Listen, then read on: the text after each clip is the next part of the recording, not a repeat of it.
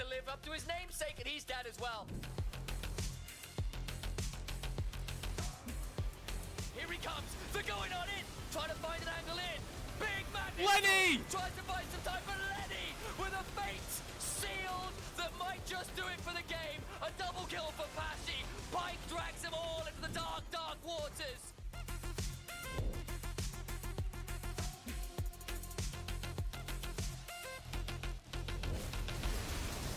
He goes back in! That is insanity for Verdant! The triple kill for Aeon, that's the ace for Verdant!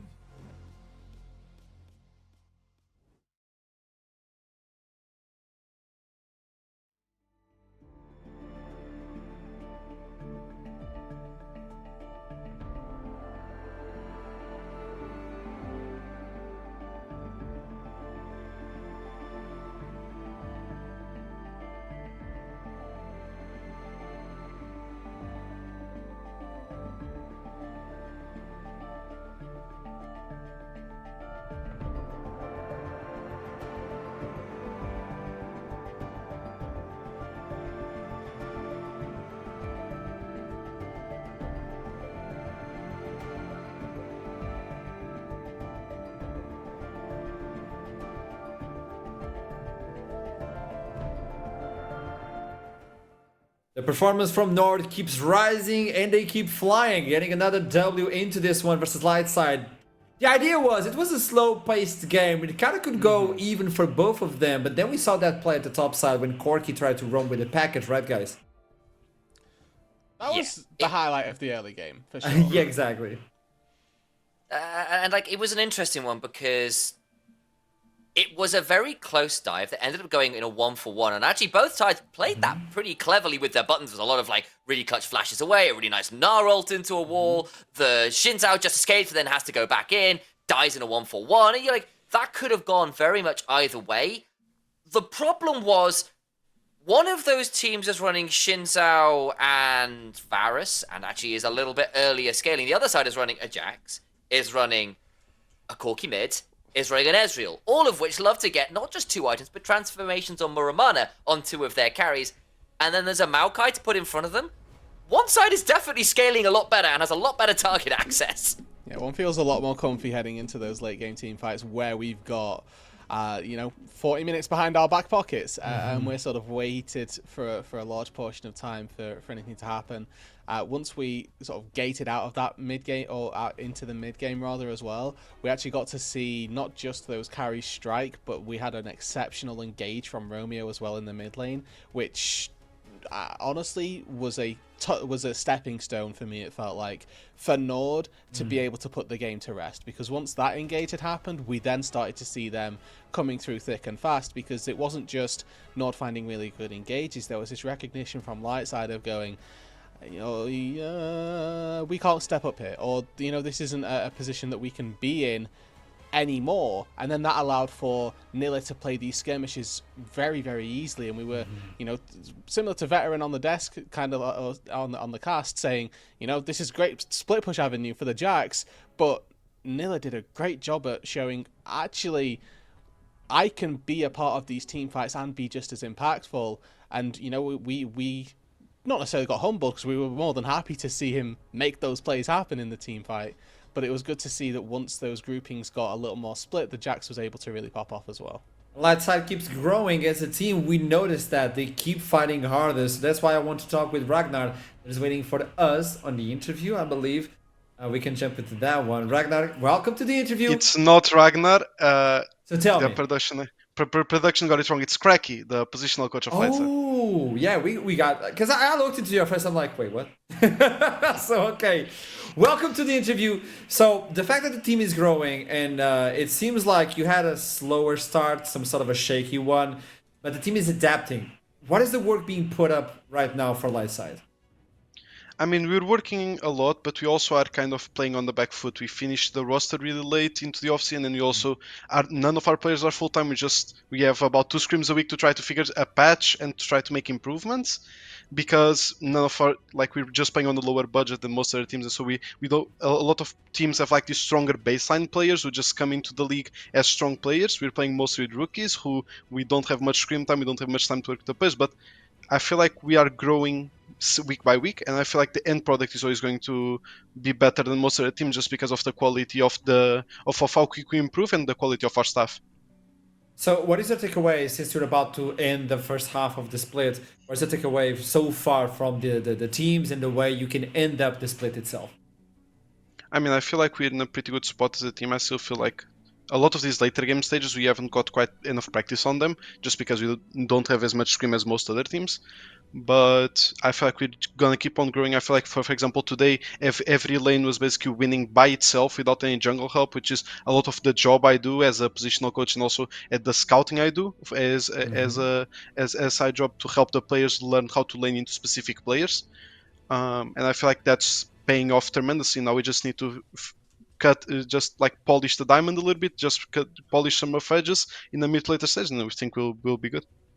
So, what is the team that you think, like, okay, if we jump into the second half of it and we can get a rematch, what is the team that you're looking forward the most, that you think is going to help the team the most? I feel like there's two teams I really want to face in the second half, which is Venom Crest, just because Painful is there and we worked with him last summer, and he still hangs around. Now this guy is a really cool guy, but we just decided to go our separate ways. But I really want to face him again, and I really want to face Nord again because I feel like other than our laners, I feel like they're the best laners in the league. In every specific lane, I think they have just best laning phases overall, and I still feel like I want to see how they'll improve compared to us, which we will keep improving. I know for that for a fact. Love it. Let's see what happens in the next week and on the final game of this first round. Best of luck. I'm really anxious to see what Lightside can bring up. Thank you, and obrigado, Archão. Obrigado. I knew it. Portuguese, Oh, man. well, Portuguese in there, right? Wait, are you guys talking? Because I Can't can't hear hear you. I can't hear you either. That's crazy. Because I can't hear you. I don't know if you guys You're can. back. Oh, okay, Wait, we're wait, back. I don't know. I was confused. That I'm must have like, been a Discord. I tell you what it was. It was Discord just gave us a bit of a ping issue. I just looked over. We're back. So it was Discord, and they could probably all hear us on stream because it was that's off obviously a separate thing. We couldn't hear each other, and we're all okay now. Maybe that was because there was just too much Portuguese on stream at once, and they went, "Got to cut that out." You know, Yeah. just like the Shut that down danger immediately. is coming in. Yeah, this is the NLC. Portugal's not part of that. You are. Marshall. I'm not native, I know, but You know, I didn't realize you're a native, so that's a great opportunity, man. you thought I was British, yeah, obviously. I mean, yeah, I do drink a lot of tea, and you look. Yes, quite. So I love the idea that Lightside steps in and says, "Hey, I do believe that Nord has the best solo laners right now." So a lot of teams are giving credit to Nord, regardless of how, like having Lion's Creed and stuff like that. I really love the way they're looking into Nord, and Nord is still a stable team to win it all, and everybody's giving respect to Nord. Yeah, I think the other thing that was really cool though is he was really pleased with how the early lanes played out, and actually that's great news as positional coach. It's great news for a team like the talent's there, like the mechanics are there. If you're playing lane like that with the matchups you've got, and you get the Gnar shoving in early, that allows you to go for the dive that doesn't quite work out the way you're hoping for, but you can still play it out. The Varus gets a big lead in the bot side. The Ori's having an okay time against the Corki, at least in those isolated moments. That's a good starting point. Those are great building blocks, and I think the framing of the split, the expectations of the split have been really well managed by Lightside, saying, look, this is kind of where we expect to be. We're happy with this because the things we are working on are showing through and the foundations are good. It's just the extra scrim time. It's the extra experience that will elevate us to be better, but maybe not in the first half of the split. Second half will be more interesting to track. And what I really enjoyed as well was getting a glimpse into the infrastructure as well at Lightside, right? They've got a positional coach, who's willing to come on and do interviews, but also kind of teased a little bit of what they did get up to behind the scenes, you know, looking at not just how you're supposed to play top lane as a positional coach, but how specifically you're supposed to play top lane versus this top laner going into it, and, you know, making sure that there's that extra support for them there. If they are only doing 2 scrims a week, they are getting extra support going into their game outside of just scrim sets. So Romeo, keeping up with the Shakespeare traditions on this broadcast, we got Romeo ready for the interview. So let's toss it to the man himself, who had a massive ultimate with the end to end the fight. Welcome to the interview. How are you doing, Romeo? I'm doing good. Thanks for having me. So tell me something. NLC Spring Split is moving on, but it seems like teams and matches are getting closer than ever. Even though everybody respects Nord and keeps saying like Nord has the best solo laners and stuff like that, it seems like stuff are getting really competitive. you have any fear of staying behind or people catching up to you guys, or you're comfortable? No, I think like our angle and our standard is pretty obvious. Like we're here to win. And from what we've seen in the first round of games, I don't think there are many teams that have like mechanically good enough players to match with us once we get our shit together. I think that we made some mistakes yesterday in our game, which cost us because we were ahead in early game. Today we decided to go with a more like scaling comp, so we kind of laid back and chilled in early laning phase, and then yeah, we just pressed the accelerator when mid game came around and got a good team fight into Nash into like end of game 5 minutes later. So that was nice. Felt good to. That's another question that I want. You have the scaling composition, and it seems like Nord likes to slow down the games. There's that 30-minute curse we keep talking about. Are you not afraid or like, there's a little bit of a fear that if a team catches up with this, they'll try to bring up the early comp and just try to go as fast as possible? No. I mean, I think we're capable of playing earlier comps, but I think that it's just way easier and like more risk-free to play these longer scaling comps. And in regards to your point, I think that if teams are deciding to like flip an early game comp, we're just good enough to hold on till mid-late game and then just like win off champ diff, which is kind of what happened today. Like they had a more aggressive early game comp and we just hold it off until we scaled with the Corki and the Ezreal, and then yeah, we had more damage because our champs are better at that time in the game. So for the fans of Nord that are sticking through and through, what can you tell them? I can tell them that the future is looking bright and that we're only getting started. So yeah, look out for us in the coming weeks. Okay. Looking forward to it. Thank you so much for the interview, Romeo. Have a nice one. Thanks for having me. Bye-bye. Bye-bye. There you go. They're feeling comfortable. They're looking to the top of the mountain. They keep flying. And this is the end of that matchup, which leads us to the last one that is about to start as well. It's going to be DMG versus RUD. So what can we say about this one? Because there's, right off the bat, two players we need to talk about, right? Yeah. I think there is. And that's probably not in a head-to-head matchup for once. But I think when we were prepping this, you said you'd rather do it as threats on a team. Yes. And I think both of these teams have been, in some ways, a little shy of that in different ways. I think DMG in general have been really struggling to find a consistent threat, whereas Ruddy have got threats who are inconsistent. Does that make sense? And I think I'd rather start with DMG's side because we highlighted him in the pregame. Shift finally turned up yesterday. He had a remarkable Viego game. It was scrappy, it wasn't entirely clean, but you don't put up a 15-kill Viego game without having something to your name. No, he genuinely has been on an incredibly exponential upwards curve, right? And that's partly to do with the fact that he had a really ropey start to the split, right? Weeks 1 just wasn't quite his bag. The back of week 2 didn't look awful, and then obviously yesterday absolutely tore it up. So there has been that growth there very quickly for DMG, and I mean, we may be foreshadowing the scores here because we do have apparently 6 games played when we've only had 5 on the scores. So, oh my, maybe there's a leak there that we don't know about. Nevertheless, hopefully we can get that remedied. Though we are in the pick and ban. Yeah, and I think before we touch too much, well, a couple of the key bans against Ruddy come on through. It's the One Tricks banned away, the Riven, the Rengar. You don't give those to Built and Natty Nat. I think the other person on that graphic, obviously for Ruddy, was Alex, and we've highlighted a number of times before. And even in the losses, the guy's been putting in numbers, not being scared to make plays. I think we're kind of seeing, though, that Ruddy kind of lacking a little bit of that team cohesion as the split's going on. We've already heard multiple times that they've been really struggling without a coach, and that is kind of maybe hurting a little bit there. But even so, Alex is someone we want to keep our eyes on. We know what he can do if he gets a lead. We know what he does even if he doesn't get a lead. First pick, though, looking here for the game, looking like an Ashe. He's kind of been a bit absent today, actually, so maybe some patch priority changes for the teams here. But either way, very swift lock-in for DMG. Can either go towards Liam, or towards Person, depending on how aggressive they want to be. Flavor of the day and the week, though, has been the Ezreal. That looks like it might be the response. Different flavor, of course, have been banned away. The Varus off the board, Lucian as well. So we are going to see at least something a little bit different down in that bot lane. I also value the Seraphine ban from Silky Smath. The times that Ruddy, started out very strong in week 1 was off the back of this Seraphine as well. So worth keeping an eye on that ban. Natinat so far has played 4 games of Xin Zhao and 1 game of Maokai, so would not be surprised to see that Xin get locked in if DMG don't take it for Shift here. Obviously, Viego not banned, not taken away either, so if they want to take that to keep Shift on something that we know they'll be comfortable on, then there's no surprises there either. Kalista Ashe is one of the more lane dominant options you have, and as another person we have highlighted as particularly last year, someone who was a big time carry more on the Aphelios than anything else at the time, Liam Cole has been someone we asked to step up and has really struggled to do so on a consistent basis.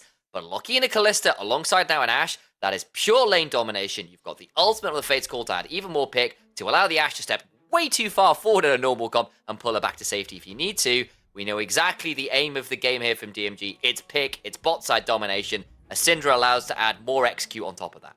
And just as far as AD carry specific matchups go, Kalista typically very good versus the Ezreal. You playing against a champion that has 4 skill shots, and you're playing a champion that has a dash on every auto attack. Makes it very difficult for Silky Smath, theoretically, to land those skill shots. Now, there is a world where this Ezreal ends up getting taken into the mid lane. Again, we've already seen Painful pilot this mid, so there's an opportunity for it to be a flex if RUD don't fancy this bot lane matchup. But with that Akali getting locked in, it then is getting into very scary flex territory, and it may have just already been revealed for RUD where all of their laners are going.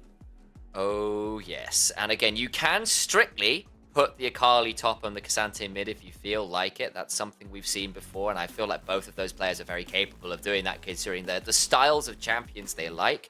But Akali into mages in the mid lane has been something we've seen all year long. You can run the fleet, you can run the revitalize, you can get the door and shield, you get to form up the lane despite what should be a tricky matchup on paper being melee versus range. And then you just get to execute people. And you've got double AD carries and a mage mid. That's 3 great targets for Akali already if you can dodge the CC. See the final ban coming in for Ruddy. See where they're going to land this one. Removing some jungler presence would be interesting, since you also still have the Xin Zhao available. They still haven't picked their own jungler, so they might leave that open in case they want to bring them themselves. They have those priority picks right now with the Akali, Xante, and even with the Ezreal. So it's going to be the Xin Zhao removed away. I said, I've done my time, guys. Please, what's something else? Give me something else. 4 games of this, I beg. But also, as fake as I think jungle counter pick is, they do see the full bot lane, so it makes sense that they would take their support on for give complete information over to Night if he's got something that he's cooking. I know when I've played in 5 stacks before, people have gone, guys, this might be a Fiddlesticks game, but I need to see what their top side is before I can lock it in. Something to that effect if Natinat has a secret pick locked away and wants to save it for 5th. The other option, though, is to pick it 4th and then effectively ban triple jungle by picking one here. But they are looking towards a support. They're looking for a hook option. And again, you've got enough squishy targets that you land it on a good person here. You feel pretty good about it. So I think Rudu's got the right of it. I'm all for taking these hook champions, especially versus, Ashe Kalista. The pairing with an Ezreal is where I take issue, because I think in a 2 versus 2, whichever one of these carries you hook, the other one just kills you, because the Ezreal early on doesn't have the damage to pump out, meaningful DPS for an all-in. You're actually more so relying on the Nautilus for damage early on, which is, a little bit crazy, but such is the state of supports in bot lane. I think that's true for the 2v2. That's less true for the 3v3. So I need to see now what Natinat goes towards, because if we end up with something like a Lee Sin here, for example, your ability to play that 3v3 gets scary, because Nautilus just locks one of those AD carries down for 30,000 seconds, and then they don't get to do anything. So that might well be the angle here. Shift thinking about the Viego, and after yesterday's performance, I can't really blame him. You can't judge him. You can't judge him. Like it's a good one, but they're looking for those resets as well. Let's see if they can pop them open. Ooh. Okay. Jack Jungle is something we've seen a bit before. We'll wait and see whether that's the option. We've seen Johan do it, and that is locked in. And in fairness, you've got double AD carries and even the Viego, who's going to be, and the Aatrox as well. You've got lots of people there who are going to be really annoyed by your counter-strike. And if you can get into that backline and cause some trouble, that Jax could be quite a dangerous angle here. And it's a carry for Natinat, something he knows exactly what to do with. It's a champion with a go-in button. And so far, Natinat has really enjoyed those. There was, I remember week 1 where he definitely got a little bit hauled over the line. He had a solid performance on Xin Zhao one game, and then a not so solid one as well. where the going in definitely didn't quite weigh up with what was supposed to be expected, but he's still got those tools to be making plays with, hoping the leap strike and counter strike combos can lock down the Kalista, which is definitely going to be the name of the game for Ruddy this match. It feels like they've got a lot of tools to do so. Nautilus ulti I'm looking at specifically, you can hop all you like as the Kalista, it's going to catch up with you. So at the end of Press the day, R. where do we land? I think our software has died again. Oh, know if you okay. guys So can hear me. where do we No, land? we're back. We're back. Nice. Where do you land for this game? It's the last one of the day and of the week as well, week 3. Where do you land, Ruddy or DMG after the champion select? Okay, I think Discord died, but I'm hoping people can hear me. So I think I would say Ruddy, but that's off ease of execution. I think it's easier to do that compared to an Ashe Kalista. I'm hoping everybody is nodding along with me, because I don't think they know what I'm saying. Yeah, no, you're good. You're good. Oh yeah, good. We can pretend. We can sit here and mime. That'd sound perfect. What about you, I David? actually, I predicted DMG for this game, so I'm going to give the cope on their draft a little bit. I do like Initializer's comments about ease of execution, but I also quite like what DMG have in terms of they have a lot of carries here. There are 4 carries plus an Ashe support who's not exactly a slouch in their own right, so it depends what build path, obviously, we get to see coming through for a person, but I'm really excited to see what the DMG squad can cook up in this game, because they've got tools in all areas. You've got Viego for shift, and there's sort of all of the tools that you're really looking for. So it's the last game of week 3, day 2. Let's toss it the caster's middle court in veteran. Yes! Yes, it is! No, those were words. I heard them. Final game of the day, veteran. Final chance for me to get a correct prediction this week. So I'm putting my chips on DMG to get the win, but I'm looking at Ruddy's composition. I do think they've got some decent answers up against this pick comp. I'd hate to be playing Ashe this game. And Syndra's going to have a tough time as well. But Kalista, Ashe, they're going to very much struggle. You have the Jax for control later on. You have the Nautilus for control. You have Ezreal being a bugger to try to get later. But early, you do still have all of that lane bully threat that a Ashe Kalista lane gives you. You do have a lot of tempo you can play off that. You have the Drakes that you can compete with off that. Both sides do want to skirmish, but in the early phase of the game, typically Kalista Ashe will be ahead on that. So there are rays of hope. I would still prefer to be Ruddy later on in the game, but there are rays of hope for you yet. You might not go 0-8. This isn't one of those games like game 1 and 3 where it's like there is an insurmountable advantage in the draft. It's definitely not like that this time. No. And I think for DMG, they've got the virtue of Viego within a pit comp. It's super easy. You just press the Ashe arrow, you fire it at someone, Syndra scatter, some damage coming from somewhere, and if Shift gets that first kill, then playing out the rest of the fight is absolutely doable. That's kind of how DMG was able to get their win up against natives yesterday. We haven't seen too many invades yet today, and we're not really seeing one this time around as Shift just drops the ward to try and spot out where Natty Nat's pathing. Yep, and that will give... Does it really give anything like truly actionable though? So right now, the big thing that you want to do as Viego is to be able to avoid Jax in these opening phases. I do like Jax as a response in towards Xin Zhao, in towards Viego, in towards these obvious auto-attacking jungle picks.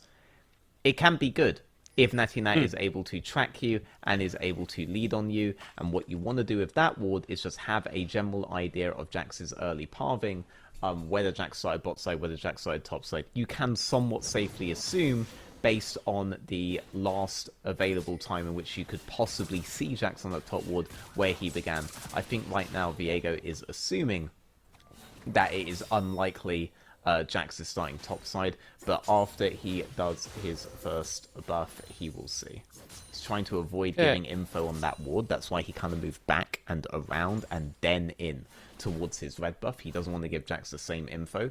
He does know now, though, that Jax definitely didn't start red. If he started, definitely didn't start Raptors. If he started red, he could be doing Krugs now.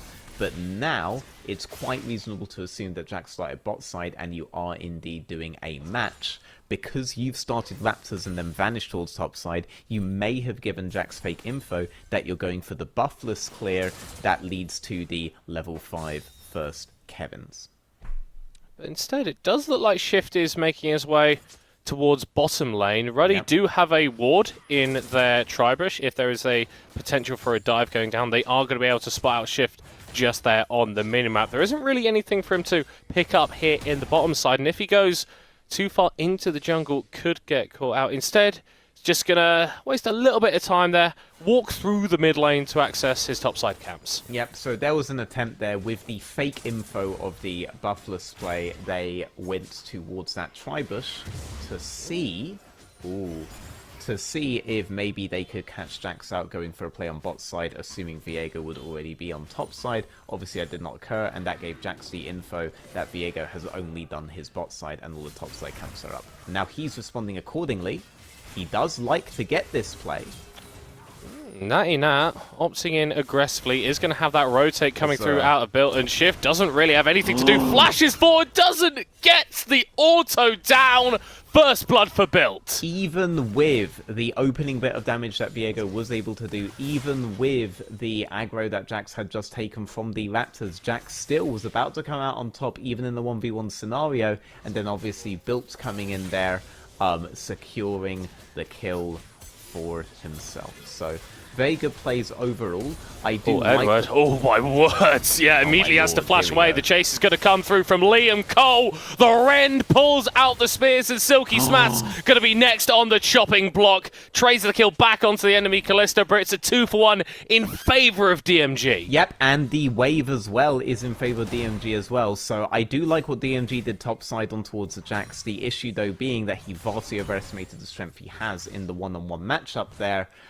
Bot lane, though, that could not have gone much better for them. It's a 1-for-1. Yes, the AD carry is not the one that remained, but the wave is moving back into them on bot side, so that's going to be much better for Kalista overall, and they are using that early advantage that you should have in the 2v2 against the Ezreal and the Nautilus. They tried to set up on the Jax with that, now they just straight ran them down, and now they're in a position to potentially do that again.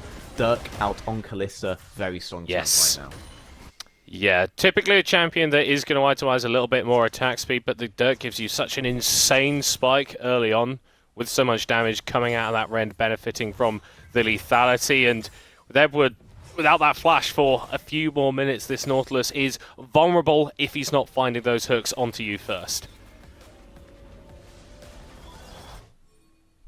Close. Ooh. Close. God's looking a little bit more favourably, could have done dividends for Aatrox there. But, nonetheless, I'm interested in what happens bot side now, because both junglers know that they are matching on pathing. Viego knows that his bot lane does have a skirmishing advantage right now. They've already gotten the lead in CS. Ruddy, they can allow the slow push to happen, but a dive is very easy to happen here. You see this path that we now have as blue side to do a gank, and Jax is moving top side, so there's opportunities here. You have to feel the threat if you are Ezreal Nautilus. So as Viego, you can use the fact that they feel that threat and that they're going to allow that clash to happen to grab the Drake, or if Ezreal Nautilus ever look like they want to contest the wave, you could just gank them and it would be incredibly free. They aren't that stupid, so it's just going to be a Drake. No need to over-egg when you've already managed to get a bit of an advantage for yourself as Shift starts that one up. Natty Nat hovering topside bush of mid lane. Most likely going to be going for a trade onto these grubs, especially with that unfortunate health trade that Agony Pain has just taken. Alex navigating this early game fairly well for himself. Obviously the Akali, like the Des mentioned, with the Doran Shield, with the Revitalize, able to survive these range matchups fairly well, but it does look like Alex has been thriving a little bit for himself, able to force out the TP from Agony Pain and doing fine in terms of the lane himself. Yep, definitely, and this Akali lane... Oh, wait, are we going for it again? We are going for it again! Yeah, and Edward, really nothing he can do in this situation. It's a second kill the game for Liam Cole. Yep, same situation once again.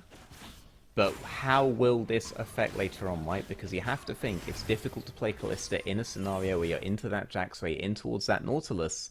You still do have to account for their cooldowns before you can go all the way in.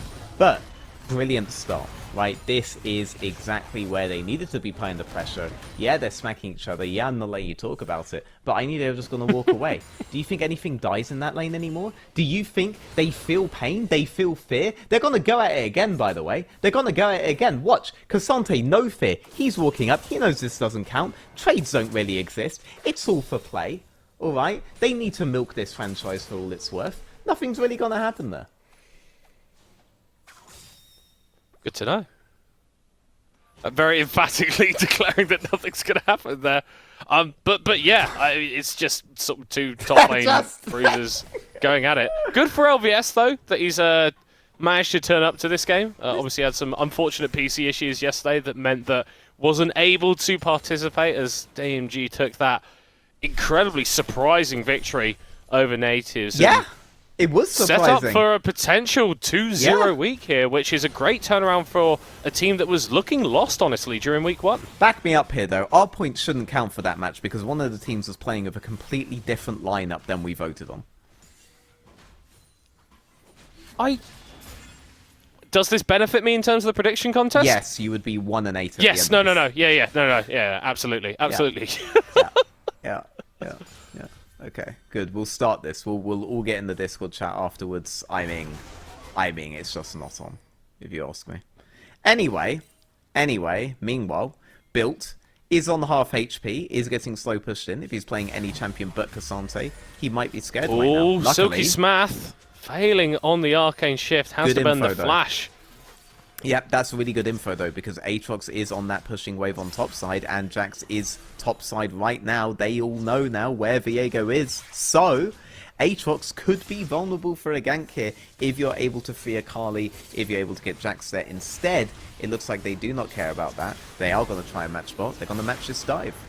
Yeah, and DMG just executes it so cleanly. Shift Arcane shifts out of there with that stolen Ezreal, and DMG, honestly, just very, very cleanly executed. Natty Nat looking for Agony Pain in the river, but not able to find him. Yep, I mean, preventing Natty Nat moving further down. Akali, though, just TP'd straight down there to defend, but was way, way too late. That's a lot of resources committed bot, so LVS does get this crash cleanly, but Bill also gets to live to fight another day.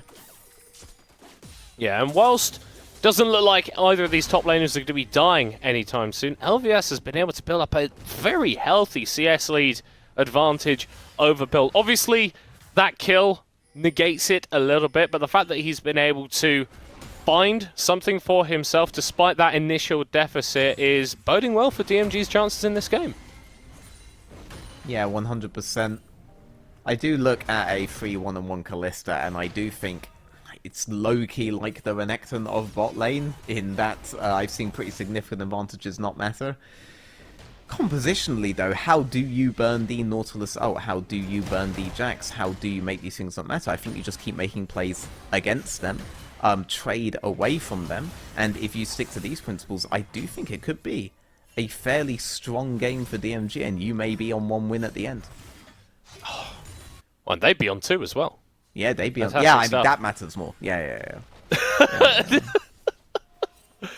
Grubs are going to be started up by Shift here. Actually, pretty late for these. Oh no, it is the second spawn. So going to be able to even those up with Ruddy. 5 or 6 Grubs in any game today, or have they all just been even splits?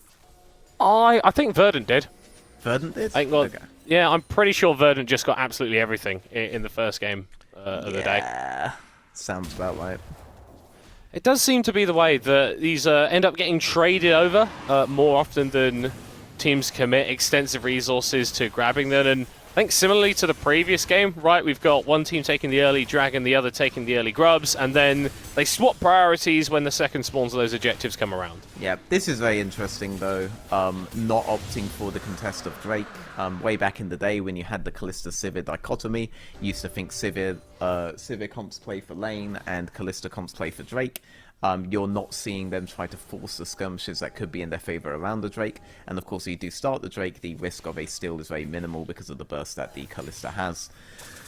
But instead, they opted to trade topside, more Kevins, and did not look to just straight go for a team fight around their Giga Snowball and Kalista. Maybe they are going to wait on the first item before they decide to play the game that way. It does feel like there's a very telegraphed way to do it. Was somewhat like this. They are seeing an engage onto Edward here. Liam Cole stacking up those spears for Oh, Loren. Throws hey! through the pierce, and Person finishes him off with the arrows. And yeah, they weren't able to pick up the dragon, but they are picking up more kills in the bottom lane. Yep, and you did have Jax off the map and Viego leaning towards bot side on that sort of. So it was a fairly good timing to do that play overall. Just you would think we'd be getting a lot more acceleration around it. But we'll see. They now have bot done in 1 minute and a bit more's time. They're not going to care too much more about those plates on bot side. So we could see them try to release Kalista. And then the question is, do they just move her around sides or not? Because with Syndra, with Azir, with Orianna, you're in the unique position that you can keep playing 3-man on sides for a fairly long time until the enemy decides to do a hard grouping on mid to try to get back tempo in the game. I do want to see them do that. I do want to see them play really aggressively with the Kalista. Let's see if they do it. Yeah, we're going to be on our own some in the bot lane as it stands. This Person has made his way towards mid lane. That enchanted crystal arrow, not quite up, but very, very close to being available. And if you can combo that with Agony Pain's ultimate, then Alex will drop off the face of the earth in an instant. It's a 2.5k gold lead here for DMG as those plates are going to start to fall off. And it looks like they are moving their way towards the Heralds, which spawns in 10 seconds. Yep, 10 seconds on that. Kalista is moving in towards mid, is far ahead of the Ezreal. It is going to be a good idea for Ruddy to try to trade away for the time being while Kalista is on these really strong spikes, is 3-1 and 2, is this far ahead of the Ezreal. Later on though, later on, you are going to feel better about doing those groupings. Does seem like it's just going to be a really free Herald, and Kalista does want to challenge bot side. So Jax and Nautilus are both here, both of them have their ults. Let's see what they believe their odds are in a fight. Akali is recalled but does have teleport, using it top. This is very deep from Alex. He's going to spot out Shift starting Double. this up, and Built is also going to be joining the fray, going over the wall with the Shuriken flip. But Shift is running straight into the path of Built. Agony Pain is here though, gets the stun, but Alex dashes away just in time. The unleashed power on the Akali, not enough to take her down before Shift knocks off her block. Built getting one back in trade, but is stuck in a 1v2 situation up against the Aatrox. The dash interrupted. Agony Pain getting away from the knockback as Natty Nat is joining the engagement. Stun onto LVS. The Aatrox doesn't have the sustain to get through. The fight ends up being multiple bodies hitting the floor. The Herald still on the line. A fight away from the Kalista, a very split one at that, but they were able to pick up the kills. That's a huge fight for Ruddy. Definitely going to be very motivational for them going forward. Hopefully, they're able to get more circumstances like that. Shift was all alone there, but still almost got the reset, was barely stopped by the Cassante for getting that reset on the Akali. The Herald, though, still hasn't been taken, so there is a focal point to bait people into to try to get some more kills on that. Akali ult's about to be up. These are very, very low cooldown champions. We're halfway through on Natty Nat, and we're halfway through on Cassante as well. You could just set up the map and roll for it again. You also have Drake coming up. The big thing you want to do, though, is right now, you don't really want to fight this Kalista. So long as they can get picks away from her, that should all be good. And then you're praying that DMG, they keep making their own plays away from the Kalista. That Herald was started away from the most powerful champion that you have.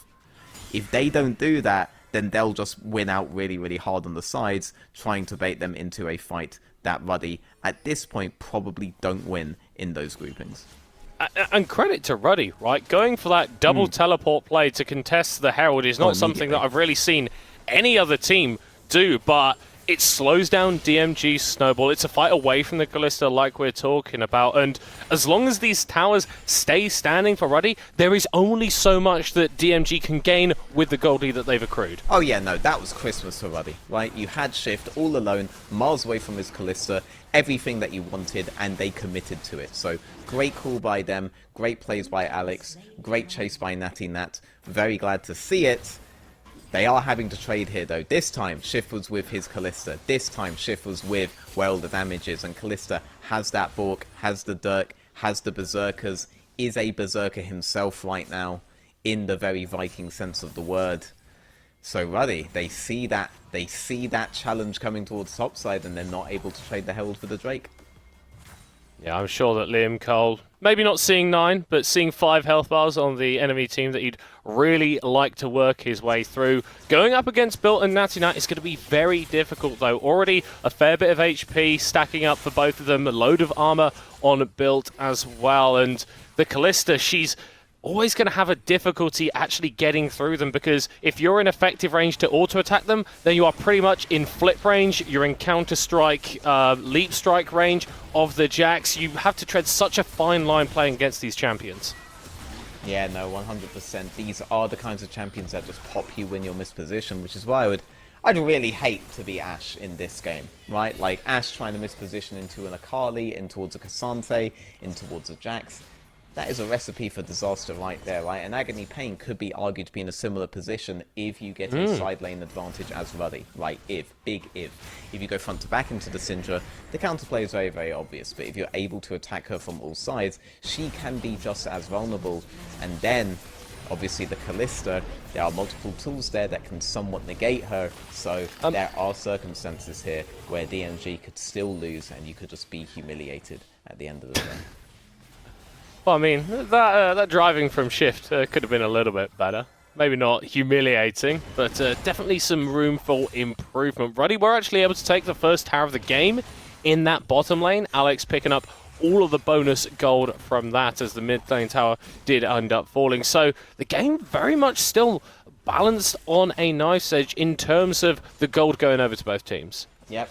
I want to see if they do ever unleash the Callista out of side, but it does look like we're going to be in this 1-3-1 position. So, damage DMG, they have had the opportunity to keep going with these long side lanes with that Callista, but they're not doing it. They are going into a traditional 1-3-1, and that means Ruddy can stall. This is a pretty good position for them to be able to try to get advantages themselves. It's not like this Aatrox is strong in towards the Akali, in towards the Cassante. Ruddy have the better split pushers over right now, and they do have a pretty strong midsection. Yes, the Ezreal will lose straight up into a Callista in a longer lane state, but he can also just go for shallow clears, press E and get away. He does have tools here. He has everything up. They shouldn't be that afraid of the position they're currently in. Can we see that? Edward going for a hook in the mid lane. Doesn't look like it's going to precipitate into too much more before the arrows fired out from Person, and Nautilus has nowhere to go. Hooks for the wall, but finds a coffin instead. And things are going down from DMG onto this Baron. 20 minutes on the clock. They're going to start this up. He did land that hook on towards Callista, but was definitely unaware of exactly how close Shift was to them. Did sight them at Raptors though, I was pretty sure, so questionable there from Edward, but at least they're still trying to make things happen, right? If you do get that Callista down once, there's a 400 gold bounty to secure for your Ezreal, and that's a massive opening for the game. We do like to talk about, if you're coming in second on Baron, is there significant amounts of poke coming out from your opponents? There is. If the Ezreal is still alive, it is not a free thing to start up this Baron. The Ezreal can poke you down, especially from red side. Very, very cheeky from Shift, but he is going to be able to steal away that red buff. Buff? Game?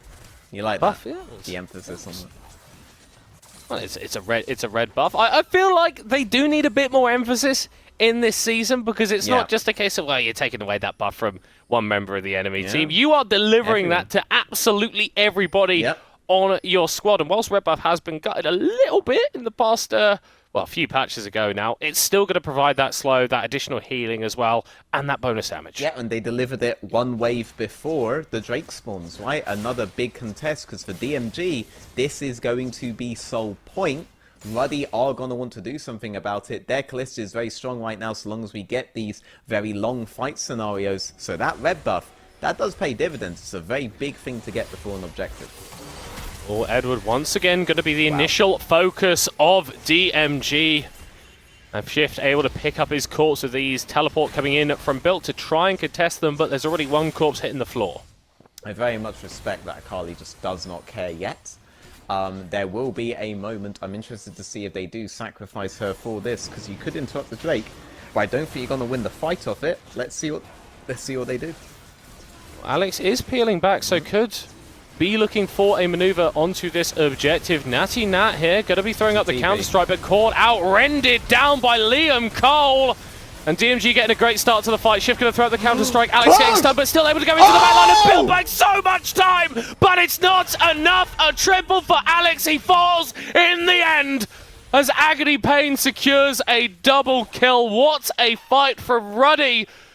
But DMG, they're still going to get position onto the Dragon. Look to take those resets, though, not able to pick it up.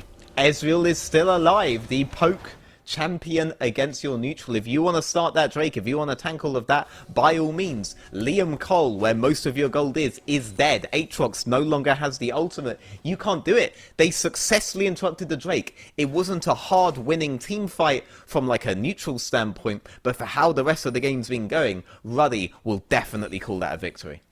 And it's gold going into Alex, the Akali who can be the bane of Agony Pain, the bane of Liam Cole and Pearson.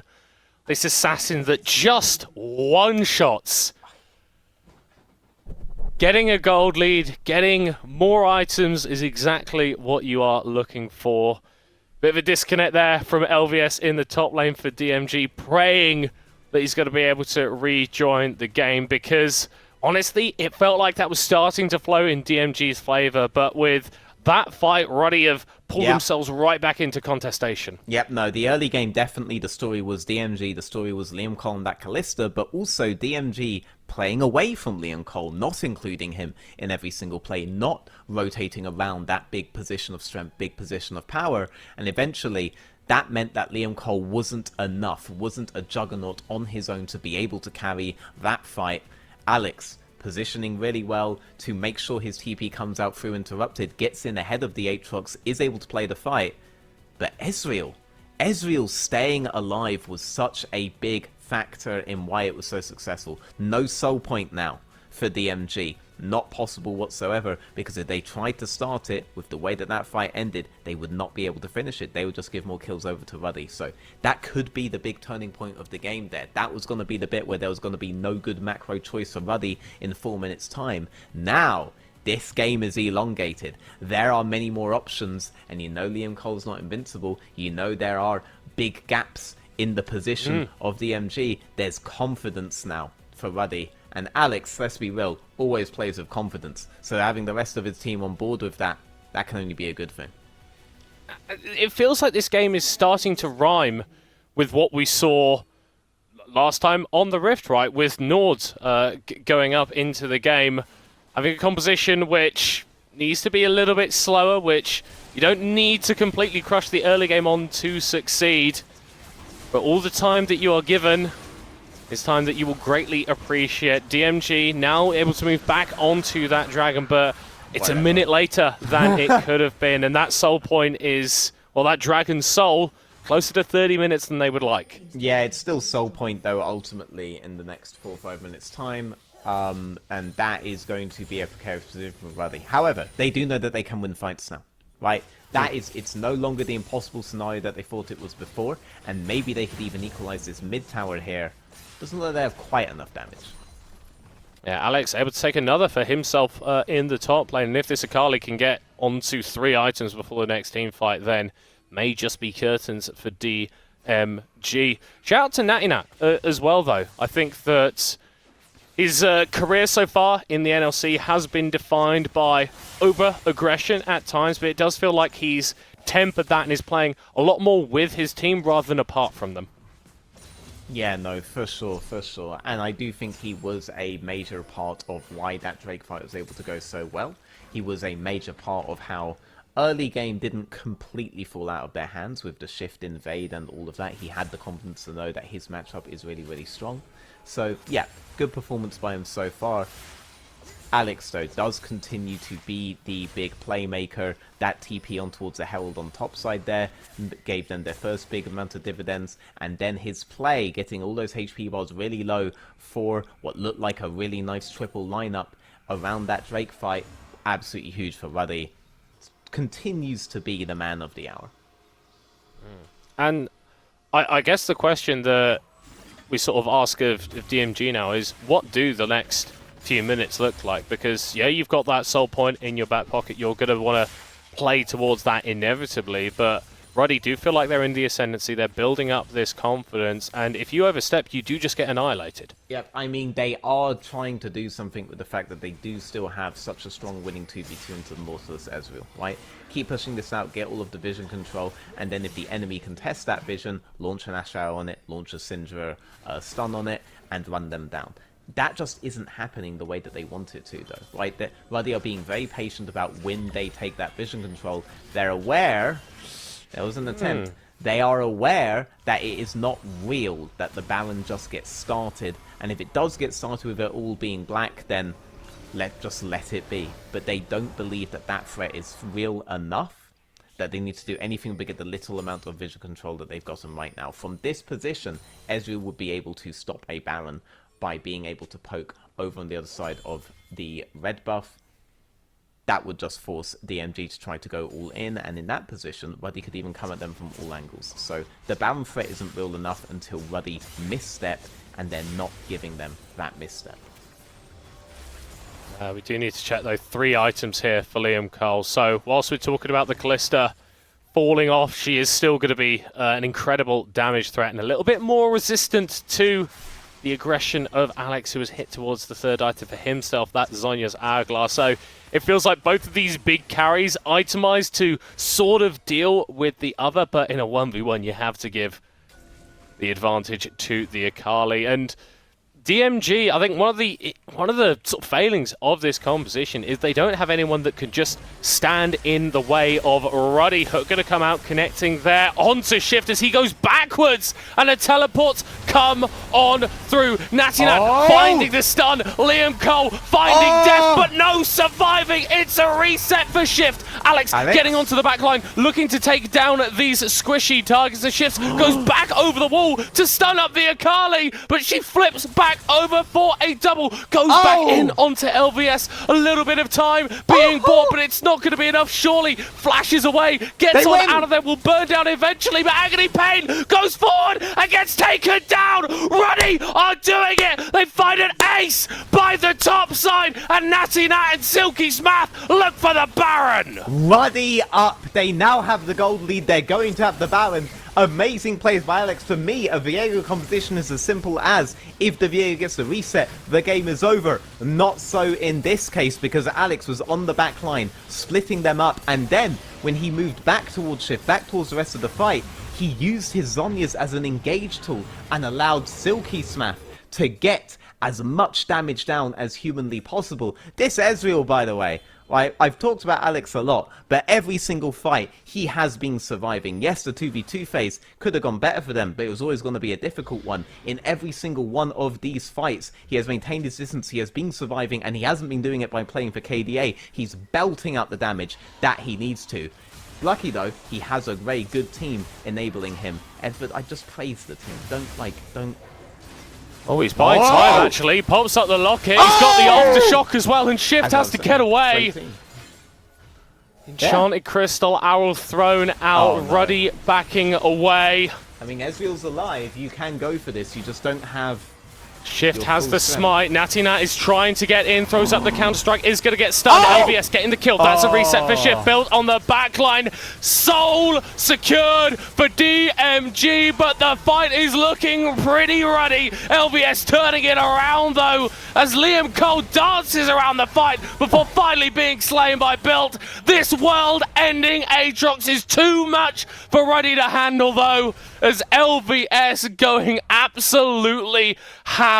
Himself and Edward left alive, but crucially, DMG get the soul. I wish we could get a replay of that. It looked to me like Cassante removed the last remaining member of DMG from the pit at about 176, but then LVS went in and got the auto before Ezreal, before anyone else could, to secure the soul in the middle of the fight. That definitely gave Liam Cole the time to belt out the damage that he needed to keep DMG in the game. And Aatrox, with that World Ender, with Soul, is going to be huge. It is Ocean Soul. It's exactly what you need in towards the Ezreal, in towards the Jackson, towards the Cassante.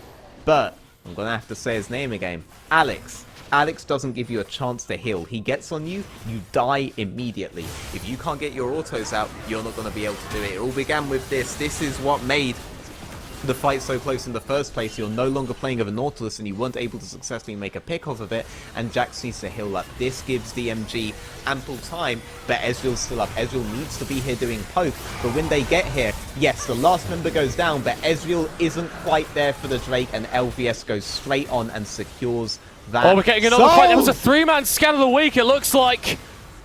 But Ruddy actually going to go for a re-engage, dropping the ultimate onto Agony Pain, but LVS is going to be untouched in the back line. Oh my god. Able to take out one. Shift, getting the reset. In comes Liam my Cole, throwing God. in the ash. But Alex is doing so much damage to the backliners. Ruddy against an Ocean Soul are winning out the fight. LVS going over the wall, but Buildy's able to follow him over the stun from Natty. Nat, a triple kill for the Jax. What on earth was that, Ruddy? Apparently the only org here stacking dragons is Ruddy, and all 5 of them are playing these fights so goddamn well. They're running it up mid lane. A game that was fully in favor of DMG for the vast majority of it. A game where they were able to get soul. It could end right now, 31 minutes in Ruddy's favor.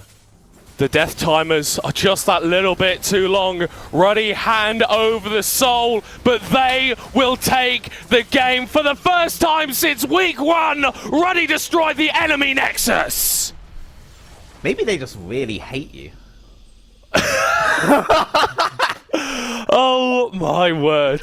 Wow. But that is an amazing game from Ruddy right there. They should be proud of themselves for that. We talked about the win cons early in almost every one of these games. In this one, for them, they're always going to struggle early, but then they do have the tools to win later on.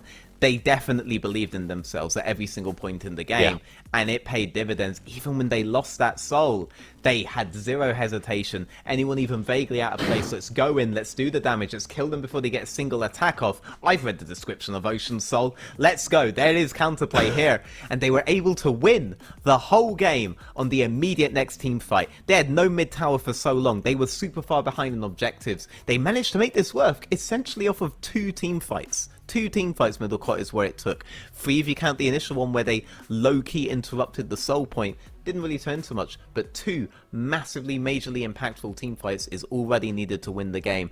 Don't give them an opening. Absolutely incredible stuff, and I feel like this is what we've been teased of over the past few weeks. The team fighting ability, the raw mechanical skill of these players, but there was coordination at play here, make no mistake. Despite the Ocean Soul, despite everything going against them, Ruddy find a way, and they find a victory. We're going to be jumping to a short break before the analyst desk break down that game. Ruddy up!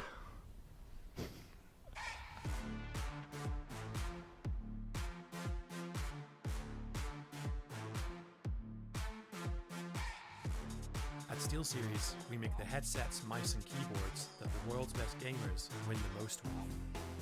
And we've been doing it since way back.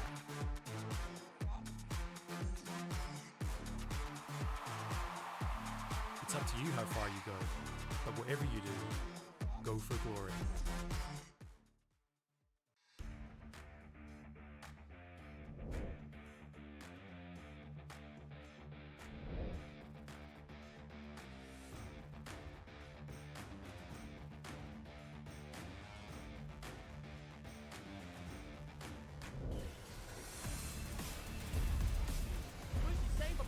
Both of them now gone. The soul has been denied, but the fight not yet decided. Then in the front line though, takes so much damage in the backline. Yankee having fun with his opponent.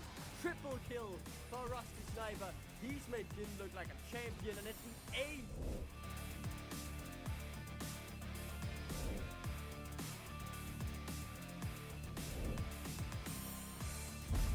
Sniper! Rusty! Sniper, man! Alex allowed to run rapid across him, but just about as perfect. Begins to dash on forward to the Darkin Blades. Execute everyone. Built dead, Alex dead, Edford dead again.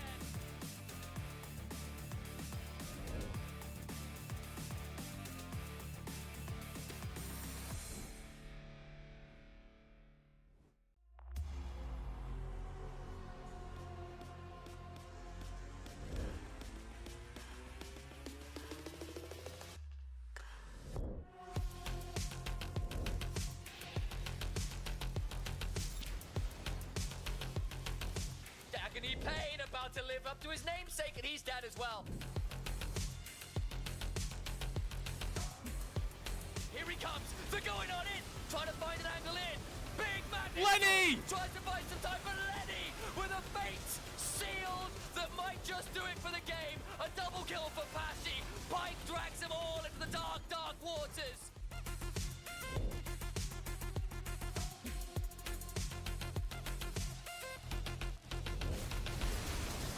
He goes back in! That is insanity for Verdant! The triple kill for Aeon, that's the ace for Verdant!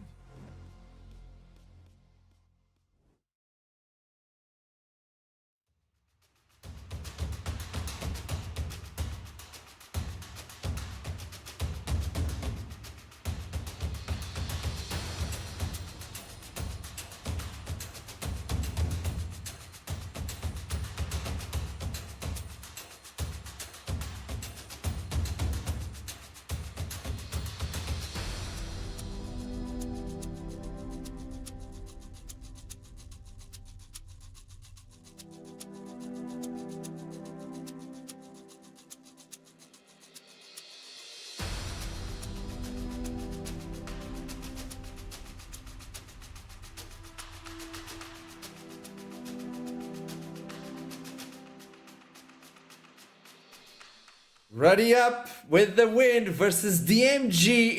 It could have went anywhere until we got to see the Akali. We're not gonna talk about it quite yet, guys. Let's focus. We'll go into sadness, into Naruto flute song in a few minutes. Don't worry about it.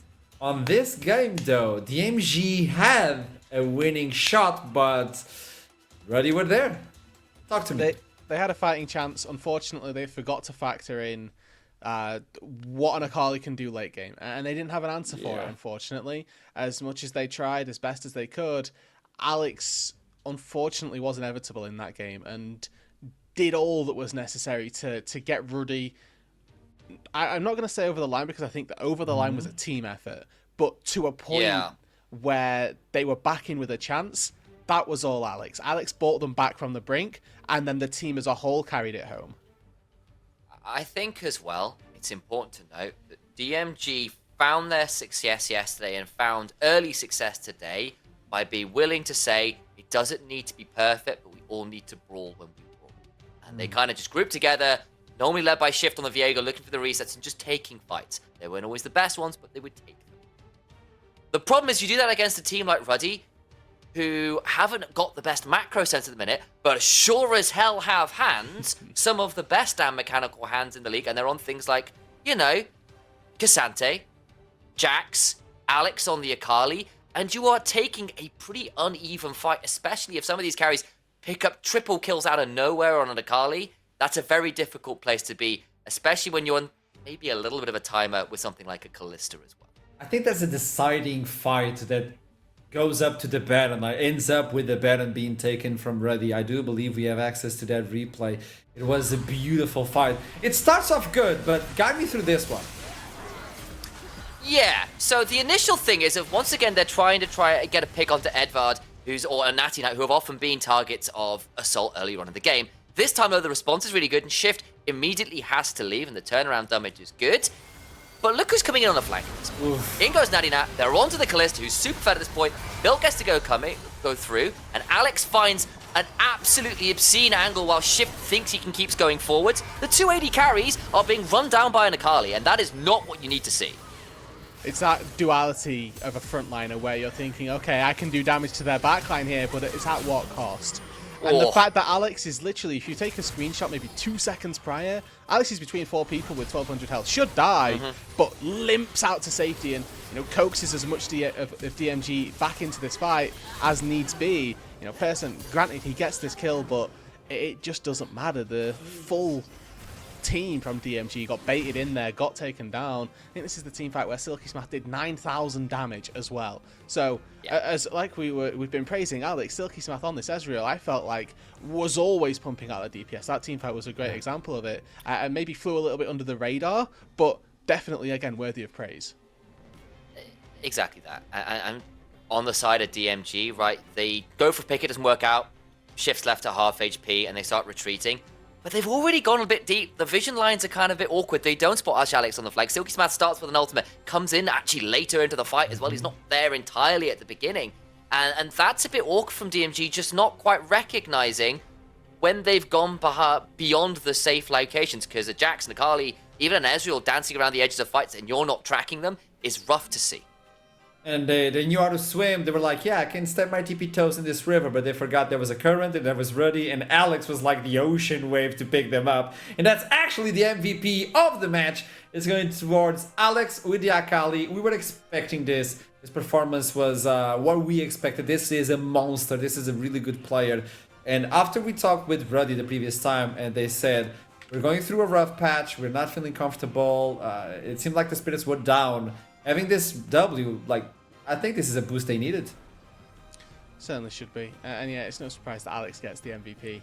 Very excited by what Ruddy can do, and I think that one of the things of Ruddy that they've not lost, even when they're going through this rough patch, had been their willingness to take fights regardless of game state, situations that they find themselves in. They're a team that we've seen this split always be comfortable at trying to take a fight and battling their way back, and that's exactly what we've got to see here as well. I think that's why nearly every game they've been in has always had a bit of a question mark, because they will find a fight within the game that looks good. Your Aurelia might start 1-5. It comes back to be 5-5 and looking scary. Alex has got, even despite the fact they're 1-4, over 800 DPM as a mid laner. That is a nut stat. That is really, really good. And it's the other elements. They're a very spiky team with very defined, very good strengths in the skirmishing, in the mechanical prowess on very high intensity, high DPM champions. It's some of the team play, some of the map movements, some of the stuff that bluntly, a little bit of coaching will, I'm hoping, eventually sort out when that gets resolved for Ruddy. And I think these players will be very, very scary.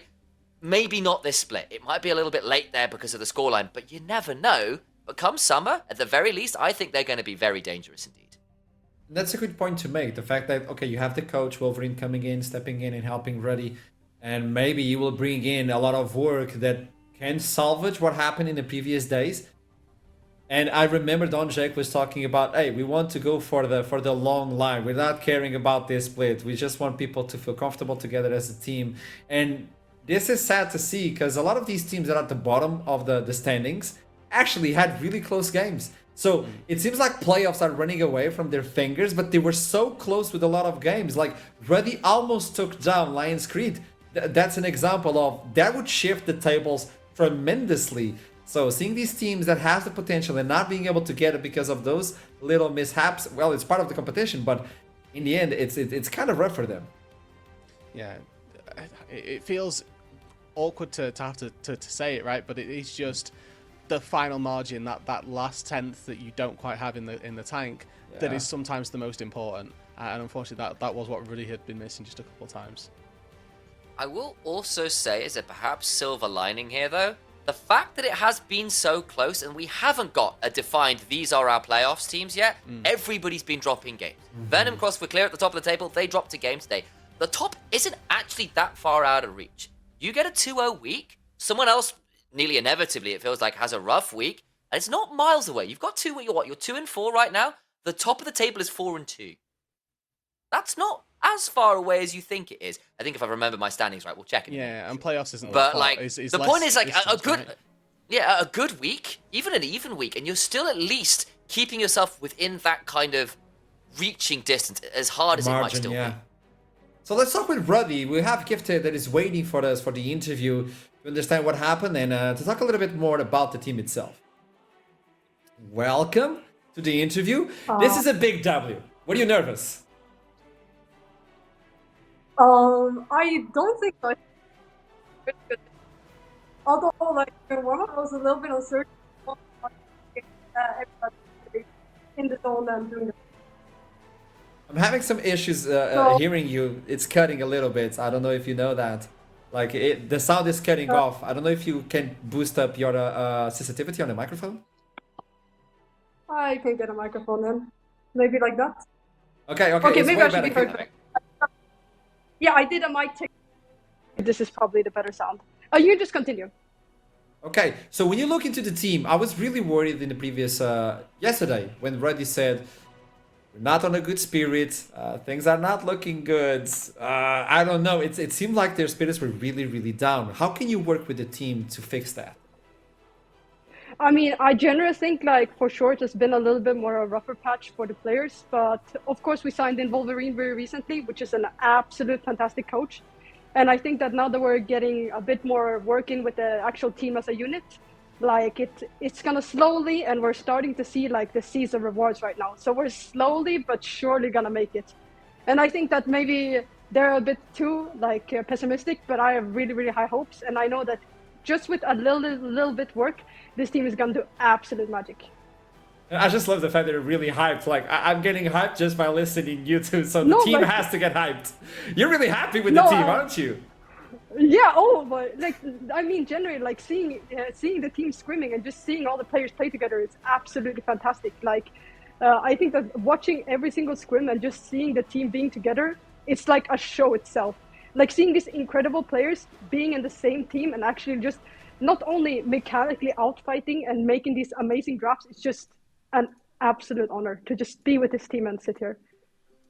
I like this one. I like this interview. So final question for you, if possible. Initialize, we're talking about the fact that even though it seems like the standings are really far apart, we're ending the first part of the split, there's still a high chance for like, if you get a good 2-0, you might pull it back. Do you believe like Ready, even with all the things that are happening, are looking for playoffs and like, hey, we can go to playoffs, we can make it happen? Of course. I mean, now that the standings is so close and that the top teams have dropped, and also we see the bottom teams still getting a couple of wins up, it's like the middle of the pack is really tight, and we've seen not only Lions Creed dropping games, but we're seeing these favorites, even Verdant dropping games to us. So it's clearly really depending on the day and which team is coming out on top. So I think that there's never been such an even standing as right now in the league, and I think that it's really just which team comes out which day, and then just taking that dub. So I'm really excited for the coming second split, and let's see what Rudy can do then. Okay, let's see what happens. Thank you so much for this interview. It was a pleasure to meet you. Thank you so meet much. Also your excitement. I love it. Thank you so much for the game. There you go. Man, if you have someone working with you with that sort of excitement, man, you gotta pull through, man. You gotta pull through. Yeah, that's what you need in a team Move manager, settings right? support. Yeah. Just Legitimately, though. confidence, honestly. I remember back I mean, in like- 2022, initializing it. Correct me if I'm wrong, but sometimes we would go into the studio and people like, we're kind of downhill. But I was so hyped about existing. You guys were like, this guy doesn't shut up, but let's follow through. Like, that is the momentum, right? I remember filming a TikTok. I think it was Alex at the time. You were there with a Pantheon spear, going like, "Slay my enemies!" You know, leaders of mortal men, like going like this massive, ridiculous stuff, and like nearly guaranteed you would be leading some ridiculous thing to get us all in the right mindset there, but like lazing around with our coffees. We'd be going. And there is some real truth to that, though, especially if it's actually like, look, split hasn't gone as we planned. We've not had the coach. Actually, we've dropped some games we didn't want to. We're really frustrated with how things are going, and you know. The unity and the self-belief begins to go. Having someone in the roster, someone in the management, just to actually give you a little bit of a pep talk and go, guys, you've got this. I really believe in you. This is going to happen. Can just at least help lift something, because someone's got to do it if it's not within the team itself, and someone else has to. And they haven't. So let's talk with the pride on the other side for DMG, the manager that is waiting for us. We need to understand what is happening with the team. It was a close one. Here, Brain didn't judge you, so you're comfortable on the interview. Welcome. Very comfortable. So obviously we are about to end the first round of or the first half of the split, or the spring split in NLC. There has been some games that they were really close, and to me those are the hardest ones for the players. How do you feel like the spirit is right now? We were talking about the spirit from Ruddy. Let's shift it for DMG. Well, now I haven't been listening, but I know they're talking about this game. But I think the spirit is good after yesterday, because that was the first win for the boys, right? But it's only been also like a uphill progress towards the whole thing. If you remember first week, that was not really the best showing, right? Then we got the experience for the next week, and that was a little bit better. There were some, we could see some winning fights. And this week, we had leading early games, right? Well, yesterday was a bit rough, maybe, but that's also because last-minute sub. I want to give a huge shout-out to Cops for that, by the way. He stepped really well up. And today we had that game was in our palm of our hand, right? And then we just kind of threw the ball. So I think this is good. I think this have shown like a good growth, and I think if we just keep this growth, it's gonna be good. So you tell me the second half of the split is still reachable, like the team is still working towards the objective of making a really good half of the split, and improvement is showing up, right? Yeah, So- improving each game and each scrim and each practice. That I think that's showing. That's at least from my perspective, it's showing that they are doing better and better each time. So From your perspective, what is the objective right now? keep improving. Love it. Hey, so far so good. I loved it, and the way like Liam Cole going for the Kalista, like there's a lot of hope for all the teams in NLC, and DMG is not like to be taken out of that equation. So thank you so much for the interview. Best of luck. Tell me, you want to say something? Lux for losers. Love it, love it. That's how you end up an interview. Why is everybody so nice on the interviews? I love it. I just love it. Well, talking about being nice. They're not nice on the desk, so someone's got to be nice Yeah. somewhere else. Yeah, we suck on here, so Yeah, we're like, yeah. Can we see standings Look, though? it's- Yeah, let's do it. I'm sad. So natives tied up yet again. Yesterday we finished off with someone getting the first place, and today it's like, nah, we gotta share it. Sharing is caring. Natives, Nords, and Venom Crest and Verdant are tied up for the first place, and then you jump to the 5th place for Lions Creed, Lightside in 6th, then you go to 7 for Ruddy, and DMG sitting at the bottom with only 1 win, but we still have 1 more day before we finish the first half of the split. Gentlemen, this is crazy. I need your input. there is no input other than that it is crazy. I mean, Love maybe it. Initialize has more. Maybe Initialize has more. Go. Look, what I'm saying is I'm looking at the schedules ahead for some of these teams, and the fact that some of these teams have dropped games that they weren't expected to drop against people that they weren't necessarily expecting to makes this next week in particular really, really intense, because you don't have anything resembling a gap. There is no buffer here. You mess up, you might just drop out of playoffs. If you come into a team like Ruddy, for example, and you mess up your early game, you mess up your draft, Alex starts running over your team on Akali. For some reason, you're looking at Natty Nat getting Jax and running over you over as well. And like that kind of thing happens. We've seen teams like Natives, like Lions Creed, like Verdant even sometimes get in difficult positions. And Ruddy, who are they playing? Venom Crest and Verdant. There you go. 2 of the more consistent teams at the top. But if they mess up, especially because they are playing a little bit more stably and they're not expecting the out-and-out violence, I could see at least one of those teams. In fact, that's my hot take. I think one of those teams isn't going to make playoffs because I think they're going to mess up once and someone's going to pip them to it. Because I think it's so close, someone is going to have a bad week. And that will be the end of their split. Rudud, I think you agree with that one, so that's why we're going to toss it. I need to know the last round of this half of the split. There you go. Okay. We're going to wrap it up with Lightside DMG. This is going to be a big one. Oh, Lions Creed versus Nord, Natives versus Verdant, Ruddy versus Those Venom middle Crest. games. Yeah, they're very important. Yeah. It's like, I could make an argument for those being the 4 teams making playoffs. I think Venom Crest are also they're like the 5th team currently in that conversation. So that those 2 games at the back end of or at the start of next week, they're going to be the important ones. And I think those last 2 games as well will be really interesting. 'Cause I think Natives, and more so for Ruddy on top of that, have been 2 of our more volatile teams. I think Natives have been more successful with that, but they've been very volatile, whereas Verdant and Venom Crest have been a lot more defined in how they play the games and a lot more stable, I think it's fair to say. I think Venom Crest, again, it was more of a draft issue than like a we don't know what to do with this comp issue. Because when I look at this... And I think it'll be... tell me. So, it could be quite interesting to watch those last 2 games for that reason. I can't even look into these games and say, well, this is the match of the day. Because those 2 in the middle, like... I never... on the side. Where do you go? And that's I think- this is gonna mess up with our predictions. So that's why we need to show man. what happened Oh, today. no. We gotta Oh, do it. Oh my! Oh boy! My I'm sweet still dead even. Timo. I'm net 0. I had a good day I'm today. net 0. It's fine. Somehow, You did alright, bro, dude. I had an okay day somehow. Aragon, I think. No, okay, so Aragon is +2. Okay, yeah, I What think have they done to I went Metalcop's picture? +6. Uh, Oh you gotta no, I do didn't it. notice that. Okay, hang on. You got to understand that Middlecott is currently 0 for 8 this week. Yeah. He has not got a single protection right. He has got solo queue LP losses. He is minus 24. He has demoted to division. He's in the Div 2 predictions race at this point. Div 2 predictions race. Okay, we need to do it. We need to, take off the add a band-aids. leaderboard. Oh no! Okay. My goodness. -8, Okay. -14. We need that content warning over the both of those right now. Oh, okay. I need to man. point this out.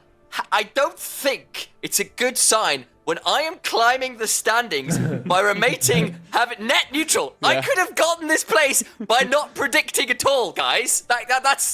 That's really alarming. I'm just glad my nickname starts with an A, so yeah. Yeah, so you So- beat out myself and Hitbrain. That's fair. Oh my. You know what? I think we need to add a tally. Like, Middlecut has had one perfect day, but is 8th with -8. Oh, We also need, like, just what is the opposite of a perfect day but for a weekend? Because we A either middle give cut day. a Middlecut day, just a Middlecut weekend, 1, -24 in brackets. I think So- that'd be perfect. Keep this in mind. Whenever you fail at something tremendously, like you perfectly failed, we'll call that you did a middle cut. yeah, that's fair. I Okay. think it's the last bit of that name that's really important. Like, you're going to curl up like a small child and cry yourself to sleep if you get those kind of Exactly what I'm That's- gonna do after this. That's a bad podcast. day. But for you, it's not going to be a bad day if you head on to Twitter and slap in your predictions in order to win and still see this AOX 5 wireless mouse every single week. So someone must have gotten this one. Obviously, it's not middle cut because we're not giving the opposite. You have to get them correctly. So you head on to Twitter, slap in your predictions for next week, and win this beautiful wireless mouse. I still feel Beautiful. pain, but I think I'm better than middle cut at this point. Yeah. The standings are showing that. Like, it's evidence look, is right there. Yeah, he needs to kind of just decide to reinvent himself, move up in the world, get out of the cot, move into the bed, become middle bed, and It's time feel for the better rebrand. about your... Exactly. Oh my. Exactly. That's Final it. words, gentlemen. I don't think the NLC needs Lovely. any introduction at this point, right? Like, we have 4 teams tied for first. Huh? There's no better incentive to come and watch. Like, we don't know who the best team in the league is. I don't think the league has figured it out yet. Every team, and this is a credit to them, every team is saying they're the best team in the league, and that's what you want. Because they're all just so hyped up on themselves, and they're kind of going, the only games that we lost are when we made silly mistakes. We won't do those in real games. When it comes to playoffs, we'll kill everyone and, smash the leaderboards. So, there's no better incentive to watch than just to try and figure that out for yourself. All right. You know what? Let's get artsy on this. You quoted Shakespeare earlier in the day. Veteran was doing it in the cast of Romeo and Juliet. So let's go with the right Shakespeare quote to end it all out. So from Romeo and Juliet, just after they've gotten married, these violent delights have violent ends, and in their triumph die, like fire and powder, which as they kiss, consume. Keep that in mind, okay? It's getting spicy at NLC, and it's going to be chaotic. It's going to be messy. We're gonna completely screw up our predictions. We're all gonna cry, and some people are gonna laugh like Aragon for some reason. He keeps getting it right.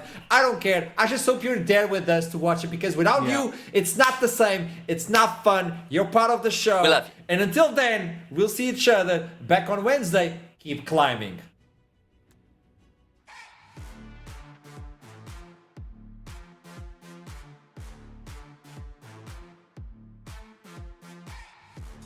At SteelSeries, we make the headsets, mice, and keyboards that the world's best gamers win the most with.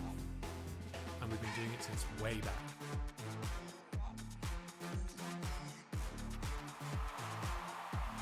It's up to you how far you go, but whatever you do, go for glory.